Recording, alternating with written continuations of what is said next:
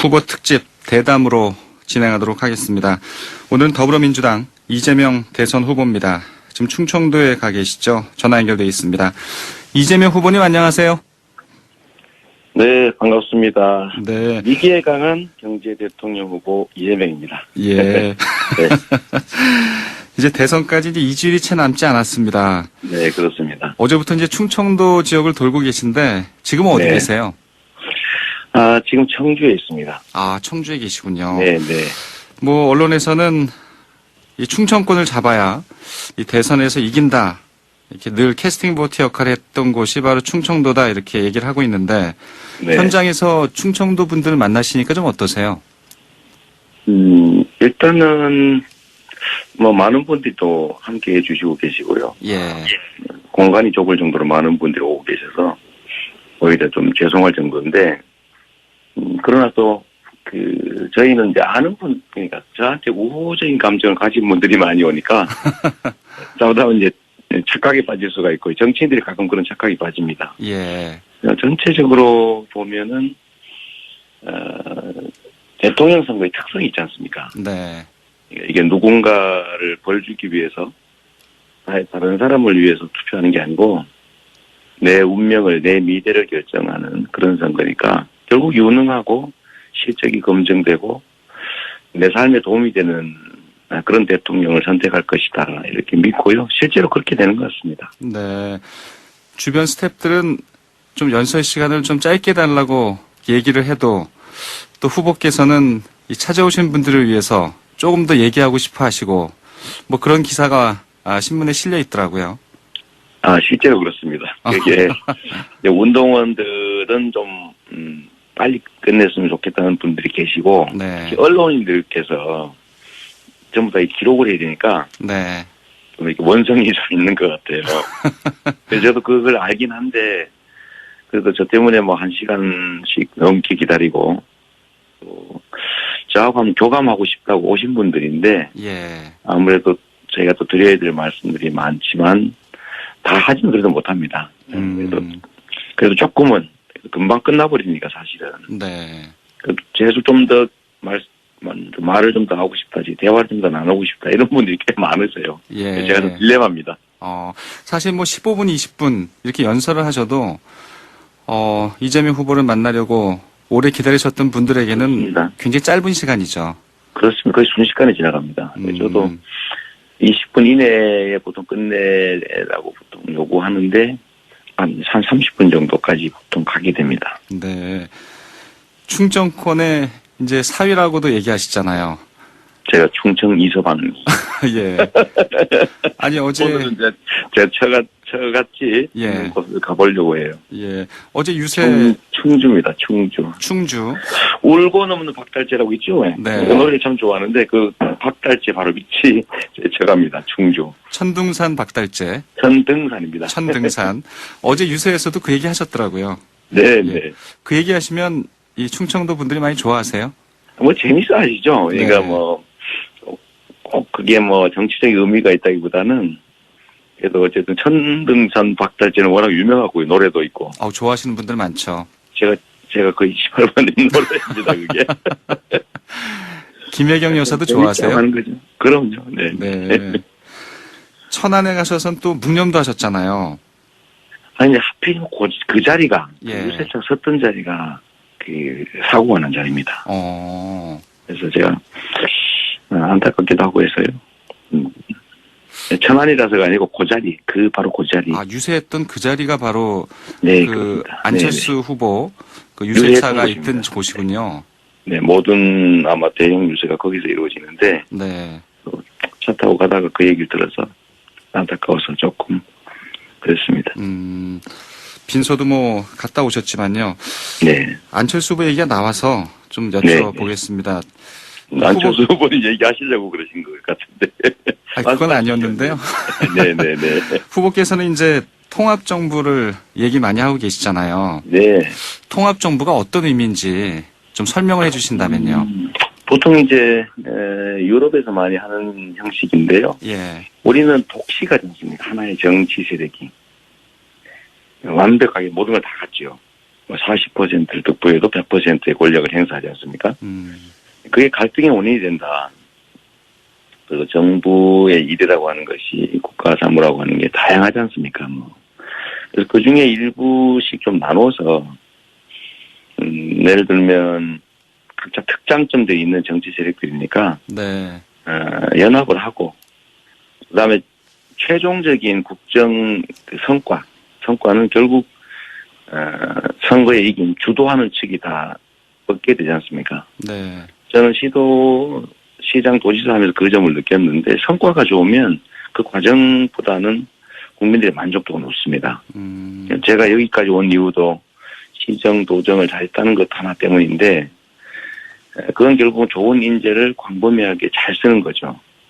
그래서 저는 선거 과정에서 연합연대를 했든 안 했든 우리의 선거가 끝나면 저는 모두를 대표하는 대통령이니까 협력 가능한 정파들에게 역할을 나누고 최종 목표는 국가 발전, 국민의 삶의 개선이니까 네. 거기에 맞게 내부적 경쟁을 하고 그다음에 전체적으로 국가가 발전하면 제가 좋은 평가 받을 것이고 제가 다시 출마하는 것도 아니니까 예. 그런 측면에서 저는 협력 가능한 모든 분들이 뭐 선거 과정에서 협력했든 안 했든 건 다음 문제고 역할을 좀 나누자. 그래서 국민 내각 만들자.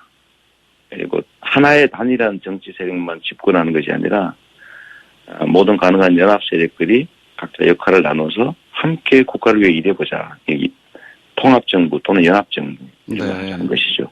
저는 꼭 해야 된다고 봅니다.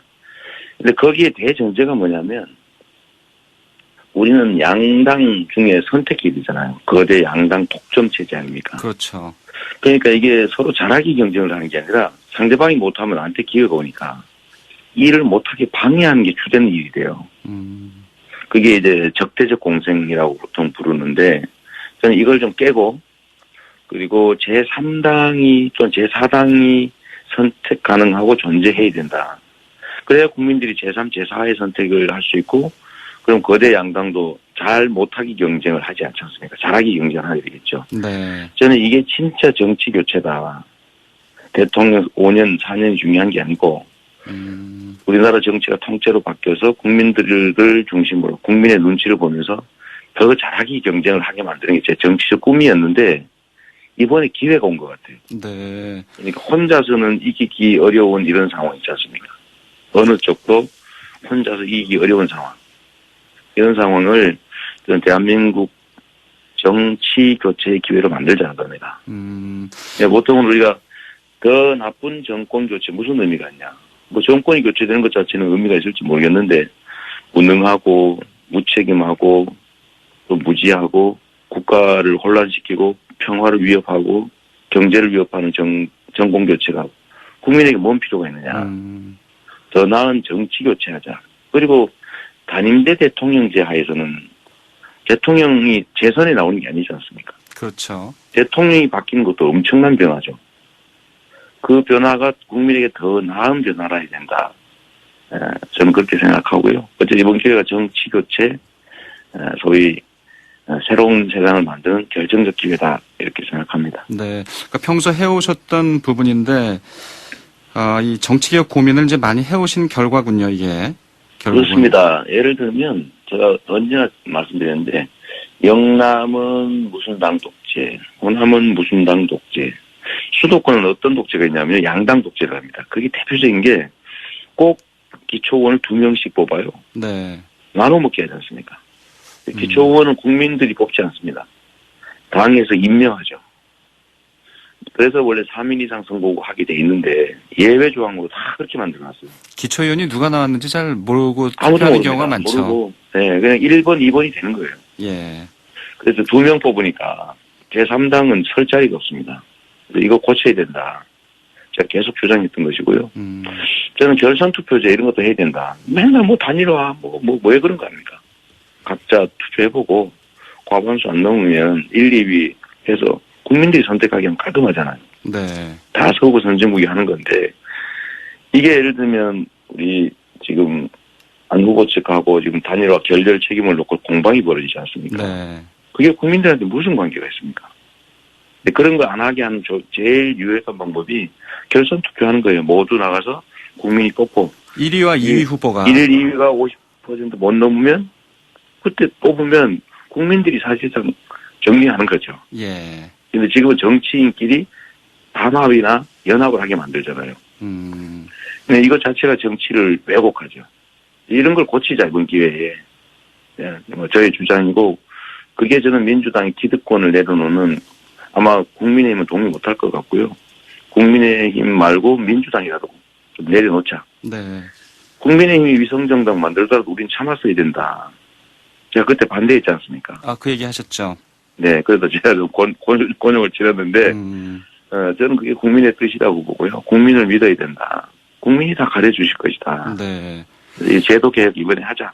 이런 입장 확고합니다. 사실 이 정치 개혁을 또 오랫동안 고민하고 얘기해 오셨던 분이 이제 고 노무현 전 대통령이신데 그렇습니다. 임기 중에 이 대연정 얘기도 하셨잖아요. 네네. 그 이론적으로 맞는 말씀인데, 네. 그때 당시에 우리 국민들께서는 받아들이기 어려웠던 것 같습니다. 그러나 저는 우리가 공통의 목표를 가지고 우리가 컨트롤 타워 역할을 하면 저는 49%는 줘도 된다. 누구에게도. 51% 컨트롤 기능만 가지고 있으면 된다. 라는 생각이 평소 소신인데 그 점에서는 우리 노무현 대통령님께서 아니 뭐 굳이 소수 정파들만 모을 필요가 있냐. 소위 소연정. 네. 정치연합. 근데 대연정도 할 수 있지 않냐. 그러니까 아니 국가를 위해서 역할을 나누는 게 쌍방합의가 되면 국회에서 안 싸우고 잘하려고 노력할 거 아닙니까? 네. 그런 점에서는 노무현 대통령의 그 말씀이 이론적으로는 참 맞는 말씀이었는데 그때 당시에 국민 정서로는 받아들이기가 매우 어려웠던 것 같습니다. 15년 전이었는데요. 예. 그렇습니다. 네. 예. 노무현 전 대통령의 이 대연정 주장 또 이재명 후보의 통합정부 이 정치개혁에 오랜 고민에서 나왔다 이런 얘기고요. 네, 일각에서는 사실 좀 대선 승리가 좀 여의치 않으니까 좀 절박감에서 나온 뭐 단순한 선거 전략 아니냐 또 이렇게 얘기하시는 네, 분도 네. 계셔서요. 이런 문제는 제가 과거에 어떤 얘기를 했는지 보시면 됩니다. 네. 제가 칼럼도 쓰고 그랬으니까 2인 선거가 안 된다. 이런 칼럼도 썼었고 양당 독점 체제 얘기는 제가 오래전부터 했던 얘기여서요. 물론 선거와 전혀 무관하다고 할 수 없지요. 예를 들면 선거가 완전히 유리하다. 그러면 그냥 우리 의지로 하면 되는 거니까요. 근데 저는 이번에 이런 애매한 상황이 오히려 기회라고 봅니다. 민주당 소위 주류 입장에서는 안 하고 싶지요. 왜냐하면 지금 체제가 좀 편한 측면도 없지 않습니다. 양당 둘 중에 하나는 집권하니까요. 상대방 실수만 기다리면 되니까. 그러나 우리 당원들이나 국민들이 바라는 것처럼 정치 개혁을 하기 위해서는 이런 제도 개혁을 해야 되는데 선거제도도 바꾸고 해야 되는데 이번에는 예를 들면 그 후보들 간에 예를 들어 특히 안철수 후보가 그 주장을 활동을 했지 않습니까? 네.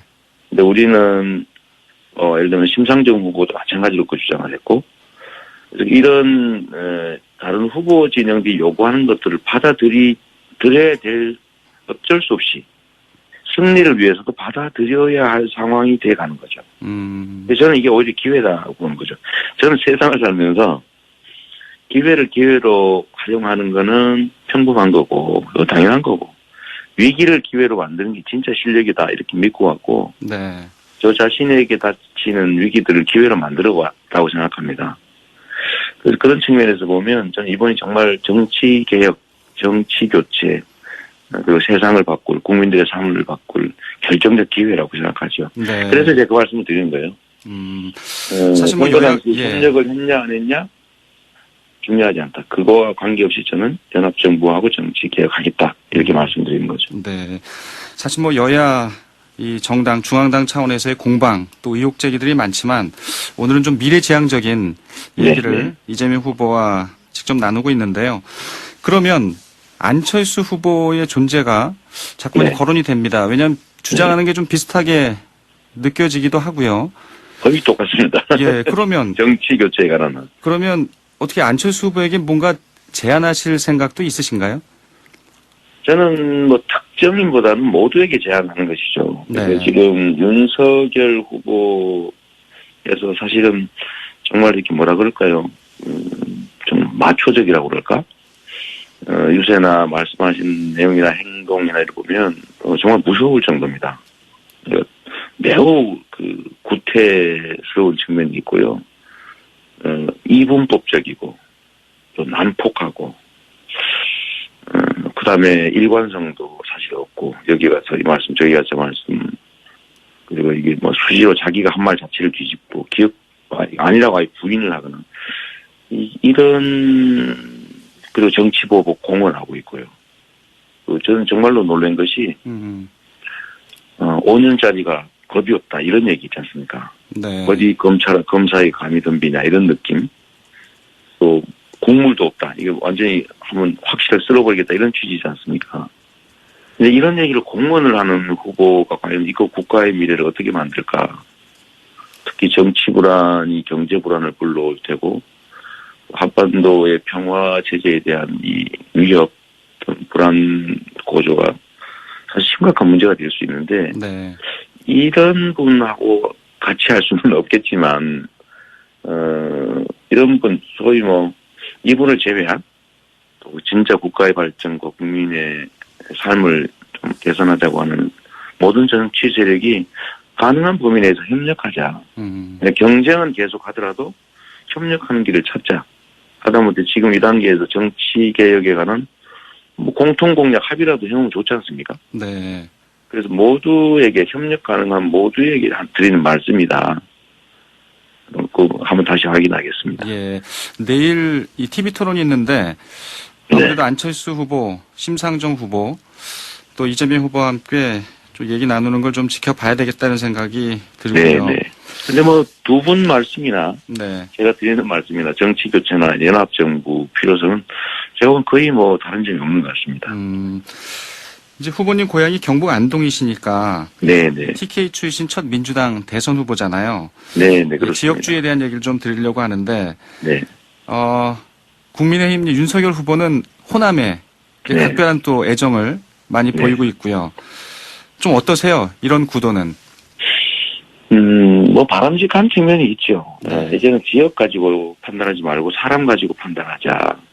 이 말씀을 노무현 대통령께서도 끊임없이 하셨고, 우리가 가야 될 길이긴 하죠.